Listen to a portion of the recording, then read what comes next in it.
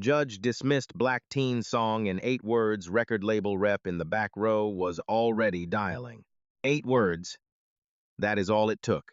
8 words delivered across a folding table by a man in a lanyard into a microphone that was still warm from the song, and the room went the way rooms go when someone with a title decides what something is worth. This kind of music doesn't belong in this competition. 8 words, said with the flat, conclusive authority of someone who had confused the power to eliminate with the power to judge. Said in front of 400 people, said directly at a 17-year-old girl who had just finished performing the most important 3 minutes and 42 seconds of her life. She did not cry. That should be said first. She looked at him, the way she always looked at things that required understanding before they required a response. And she nodded once. And she picked up her notebook from the chair beside her and walked off that stage. In the back row of the auditorium, a man named Gerald Okoro had already stopped looking at the judge. He was looking at his phone. He was not reading messages. He was dialing.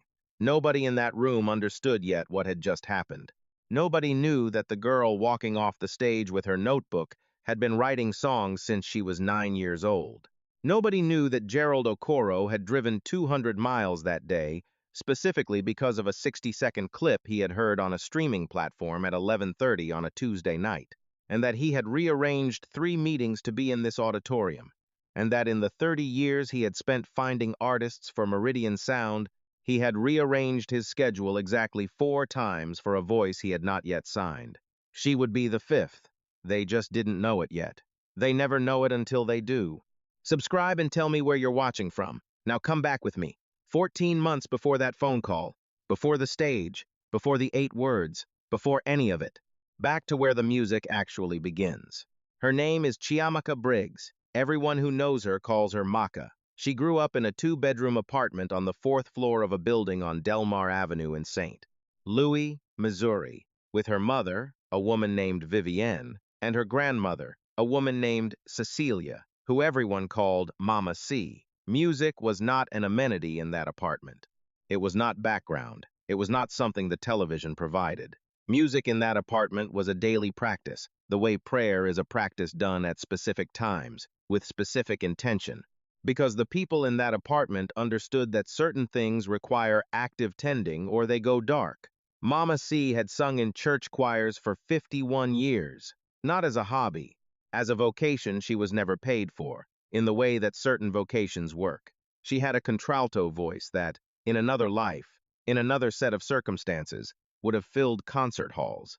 In this life, it filled a 2-bedroom apartment on Delmar Avenue on Sunday mornings, and on the evenings when the week had been what it had been, and something was needed that the television could not provide. Mama C sang. Vivian harmonized. And Maka, from the time she was 4 years old, sat on the floor between them and learned. Not scales, not theory, not the formal apparatus of musical education. She learned the thing underneath all of that, the understanding that a song is a container for something that has no other home, that the specific combination of melody and word and silence could carry what ordinary speech could not. She learned this the way children learn the things that matter most, not through instruction but through absorption, through being in the presence of people for whom it was simply true. She started writing songs at 9. The first ones were not good, in the technical sense. They were honest, which is a different quality and, in some ways, a rarer one. She wrote about things she observed her grandmother's hands, the specific quality of the light on Delmar Avenue in winter, when it came through the apartment's single west-facing window, the sound of the building's elevator, which had a mechanical rhythm she found inexplicably beautiful. She wrote about her mother coming home from a double shift with her shoes already off at the door, the specific exhaustion that had a shape to it that Maka wanted to put into words that were also music. She had a composition notebook, the kind with the black and white marbled cover, 49 cents at the drugstore, the kind that students use for notes. Maka used it for songs. By the time she was 12, she had filled 7 of them. Not in the loose, exploratory way of a child doodling. In the focused, systematic way of someone building an archive. Date in the top right corner of each entry. The song title, if she had one. The key, if she had figured it out. And sometimes, in the margins, notes about why she had made a specific choice, why the chorus needed to turn here and not there, why this word and not that one, why the melody dipped on that syllable. She was teaching herself theory by backward engineering what she had already made. She had a voice that Mama C described once to Vivienne when they thought Maka was asleep, as a voice that tells you something true and then stays in the room after the song is over. Vivienne had said she didn't know what that meant. Mama C had said, "You will." At 14, Maka began posting recordings from her phone to a streaming platform. Not produced. Just her voice. The bottom-of-the-drawer acoustic guitar she had learned from YouTube tutorials over 14 months, and whatever ambient sound the apartment offered. The elevator rhythm, sometimes. The pigeons on the fire escape. The specific creak of the fourth-floor hallway under foot traffic. She did not tell anyone she was posting. Not her mother, not her grandmother, not the two friends at school who knew she wrote songs. She posted under an account name that meant nothing to outside observers. She posted 11 songs over 14 months and did not check the play counts, because checking felt like it would change why she was doing it. She was wrong about the play counts. She had not checked them in 6 weeks when she finally did, and found that the 11th song, a 3-minute 42-second piece she had recorded on a Saturday afternoon in November with the window open, had been played 61,000 times. She did not know how that had happened. She sat with her phone and looked at the number for a long time, and then she closed the app and went to the kitchen and told her mother she had made dinner reservations at a restaurant on Maplewood Avenue for the three of them, Vivienne and Mama C and her, because she wanted to take them somewhere. She did not tell them why. At dinner, when Vivienne asked what they were celebrating, Maka said, "I'm not sure yet, but I think something is starting." Mama C looked at her across the table and said, "Baby, it started a long time ago." Maka uploaded a 12th song that night when she got home. It got 93,000 plays in 11 days. The Regional Elevated Arts Competition, known locally as REACH, had been running in the St. Louis metro area for 18 years. It was the kind of institution that local arts communities develop and maintain through volunteer hours and small grants, and the belief that young people need platforms before the world provides them, because the world does not always provide them in time. 5 categories: visual art, theater, spoken word, classical instrumental, and contemporary songwriting. The judges were local figures, teachers, working musicians, arts administrators, people who had built careers adjacent to what they were evaluating and who brought genuine knowledge to the room, most of them. The panel for contemporary songwriting this year included a session musician who had played on regional records for 20 years. A radio programmer from a station that played the genre Maka wrote in, and a man named Harrison Webb. Harrison Webb had spent most of his career as a music educator at a private academy in the western suburbs. He had opinions about what music was and what it should do, and what forms it was appropriate to present in competitive contexts. And those opinions were formatted in the specific way that opinions formatted by certainty always are, as facts rather than preferences, as standards rather than tastes. He had been on the REACH judging panel for 7 years. His colleagues on every panel had learned to manage him the way you manage weather, which is to say they had learned to work around him without the ability to change him. He had evaluated, in 7 years on the panel, 46 songwriting performances. He had expressed reservations about 19 of them. 12 of the performers who had received his reservations shared a demographic. Nobody had said this aloud at a panel meeting. It was the kind of data that lived in the knowledge of individuals who had not yet found the moment or the mechanism to assemble it publicly. Maka did not know any of this when she submitted her application to REACH in September. She knew the competition existed because a music teacher at her school, a woman named Miss Adaize Obi, had put the entry form on Maka's desk one morning without comment, and then gone back to the whiteboard.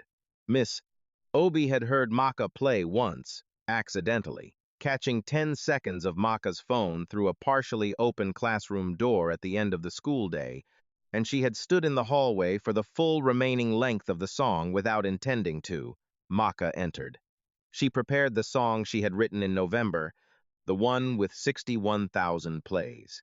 She prepared it carefully, not by polishing it into something other than what it was, but by understanding it well enough to perform it fully. She knew the places in the song where she tended to hold back, and she worked on those places.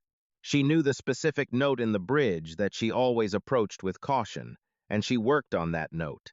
She did not try to make the song more accessible or more conventional or more legible to people who might not know its tradition. She made it more itself. Miss Obie drove her to the competition. In the parking lot before they went in, Miss Obie said, "You know what you're doing.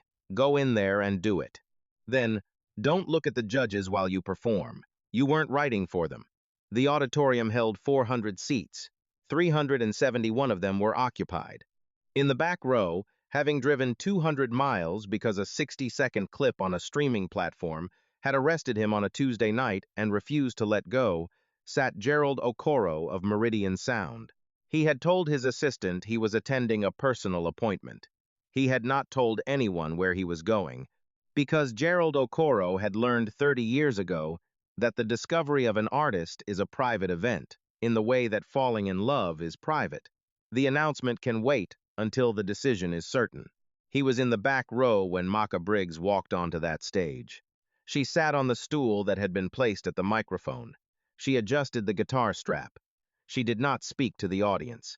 She did not introduce the song or herself, or offer any of the framing that competition performers often use to prepare a room. She simply began. 3 minutes and 42 seconds. There are performances that happen in rooms and performances that happen to rooms. The difference is not volume, not technical proficiency, not the quality of the venue or the sound system, or the quality of the listening.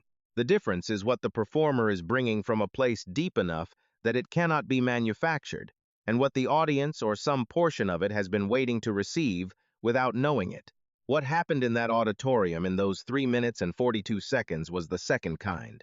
Mama C's voice in a fourth-floor apartment, 7 composition notebooks, 61,000 plays on a platform she had not checked.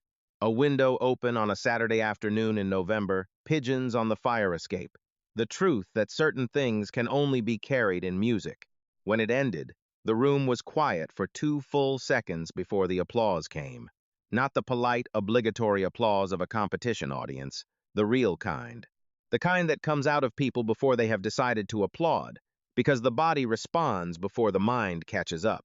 In the back row, Gerald Okoro was not applauding. He was looking at his phone. He had written 6 words into a notes application during the performance. The real thing. Don't lose her. Now he was dialing. Harrison Webb leaned forward to his microphone. He had the specific expression of a man who had spent 7 years making sure that the standards were kept, and who had developed, over those 7 years, a settled confidence in his own understanding of what the standards were. He looked at the sheet in front of him.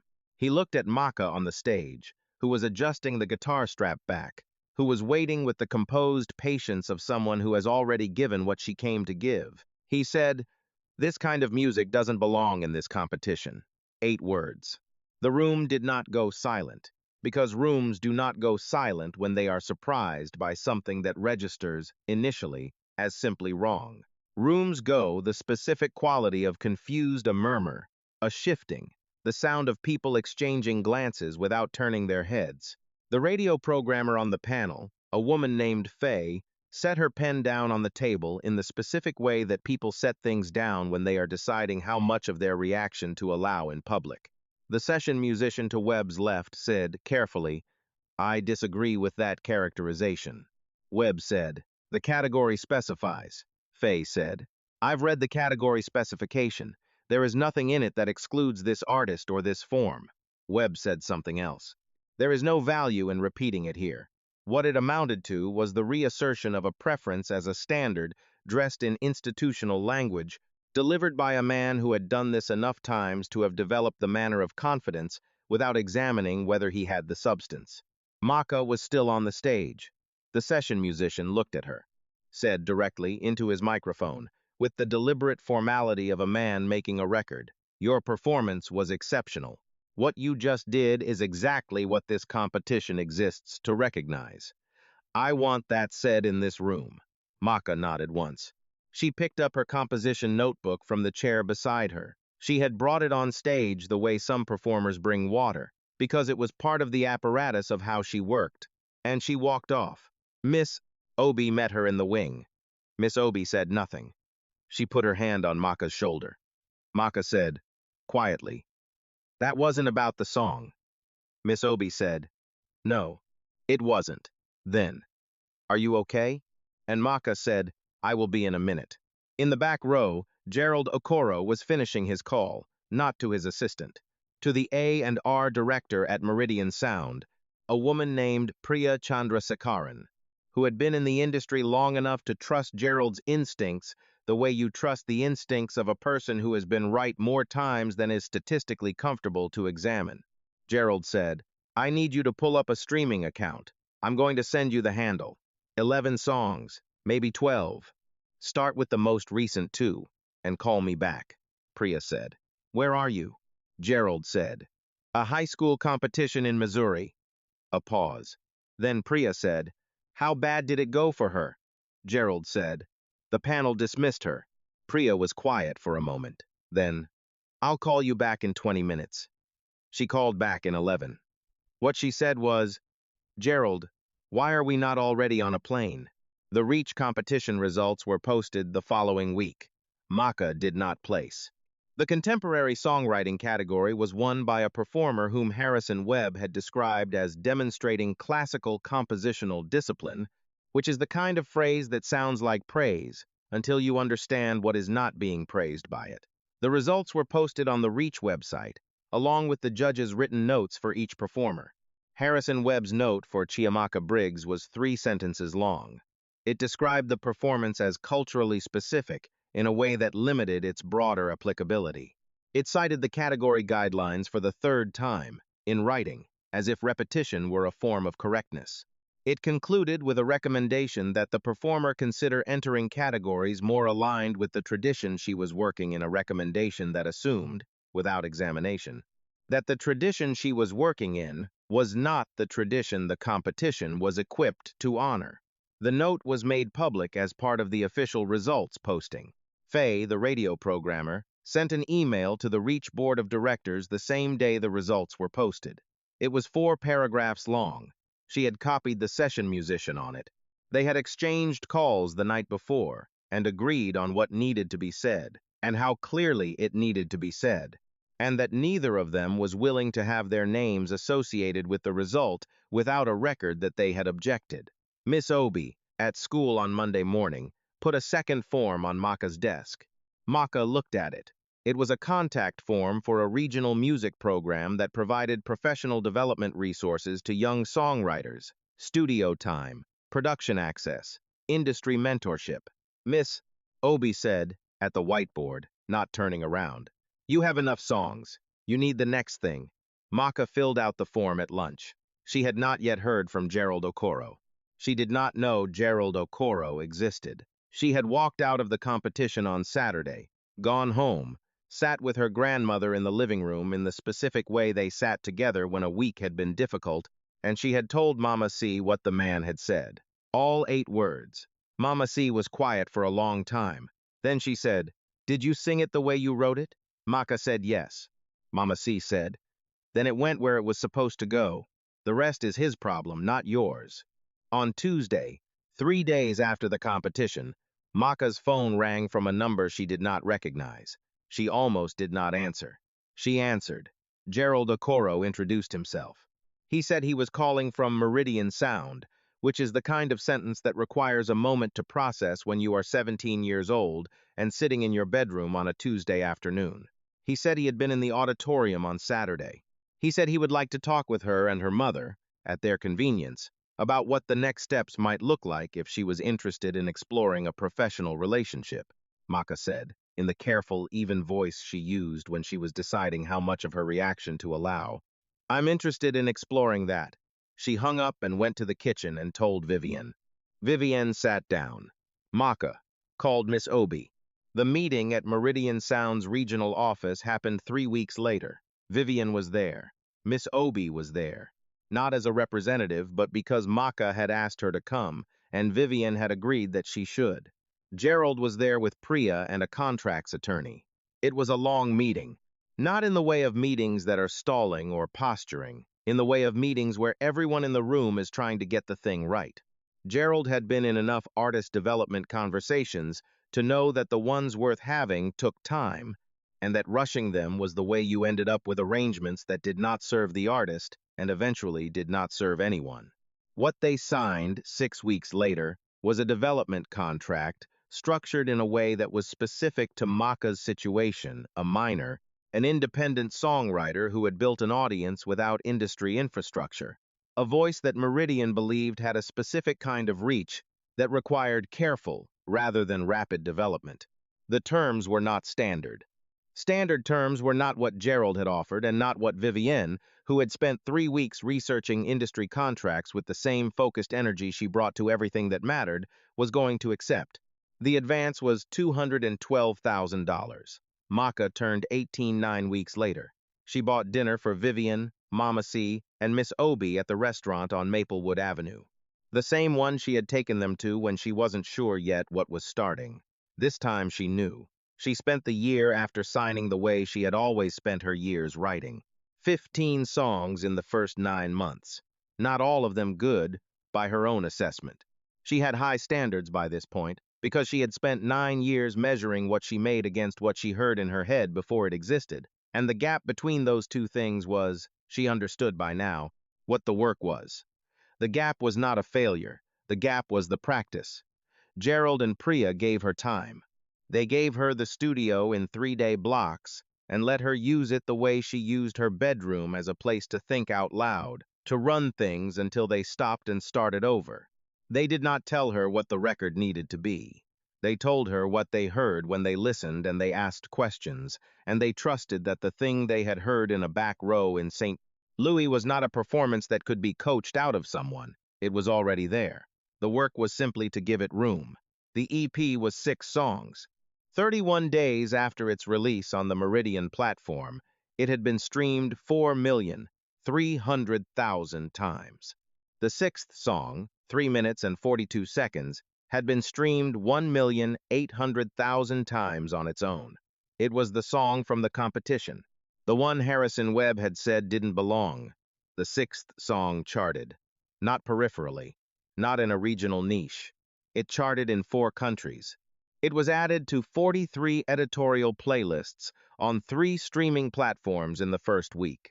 A music journalist in London wrote 800 words about it and used the phrase, the sound of a tradition being expanded from the inside by someone who understands it at the molecular level, which was the kind of phrase that music journalists write when they are trying to describe something they feel but cannot fully name, and which Maka read once and did not read again, because she did not need someone else's language for what she had already built. The Reach Board of Directors issued a revised panel selection process 4 months after the competition.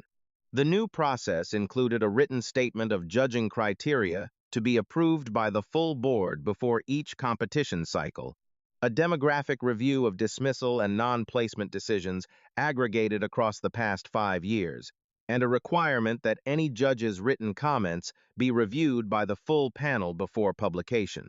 Harrison Webb was not invited back to the panel. The demographic review found what Faye and the session musician had known without having assembled the data. The board chair, a woman named Dr.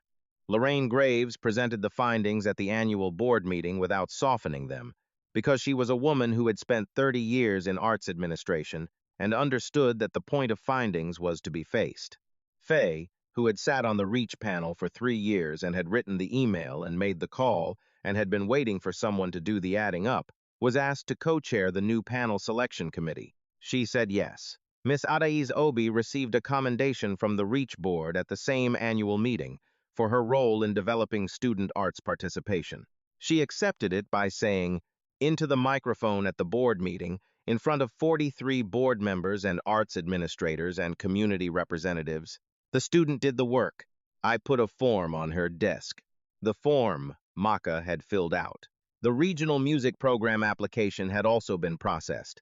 She was named to the program's first cohort, which had been expanded from 8 participants to 12 using a grant that the program director had been building the case for 2 years, and which the Maka story as the program director later told a journalist, had given her the leverage to finally unlock 12 young songwriters, 6 months of studio access, production mentorship, and industry exposure. Two of them were 16. One was 14. The youngest was a girl named Rosie, 13 years old, from a part of the city that arts programs did not reach as often as they should. On the first day of the cohort's studio session, Maka Briggs came to talk to them. She brought a composition notebook, the marbled black and white kind, 49 cents at the drugstore. 12 of them, one for each participant. She set them on the table. She said, "Start with what you hear, not what you think you should hear, not what the form requires, not what a room of people tells you fits, what you actually hear, in the place where you hear things before they become words. A pause. Write it down. Keep writing it down. Don't stop writing it down because a room tells you it doesn't belong." Rosie, 13 years old, picked up her notebook and opened it to the first page. She wrote the date in the top right corner. What you actually hear is already yours. They can't take what was never theirs to give.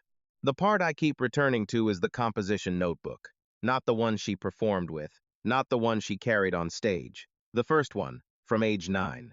The one that cost 49 cents. The one where she wrote in the margin, why the chorus needs to turn here and not there. She had been building the argument for herself for 8 years before any room was asked to accept it. She was not waiting for permission. She was not developing her voice so that a panel would recognize it. She was developing her voice because the voice was there and it needed to be developed, and she was the only person who could do that work. The room was not the point. The work was the point.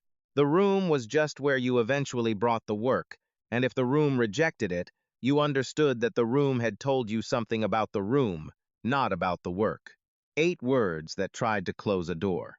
One girl who had already understood, at 17, that certain doors don't close because certain things were never inside the room to begin with. They were inside her. They always had been. So here is what I want to sit with you on for a moment. Most of us have had our 8 words. Maybe they were 8 words from a teacher, or a boss, or a room full of people who had the authority to score us, and used that authority as though scoring was the same as knowing.